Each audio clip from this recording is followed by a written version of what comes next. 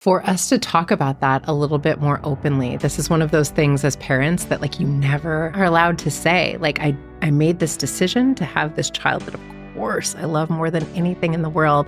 And there's a tremendous amount of grief that comes from the life that I cannot have again, that so much of myself is now focused on this other person who needs me. And for relationships, there's a tremendous amount of not even just pressure, but it really takes a toll on relationships. And I often tell couples those first 2 years of parenthood are tough. And if you get through those first 2 years, it speaks volumes. And that is one of the most common places where relationships dissolve. So, I have my theories in terms of masculine and feminine dynamics about why that is. But I think one thing that I wasn't aware of until I had a child was how much the role of motherhood is a woman so deep in her masculine energy. It's so like task and contain, and I've got this, and get out of my way, and I'm keeping this kid alive, right?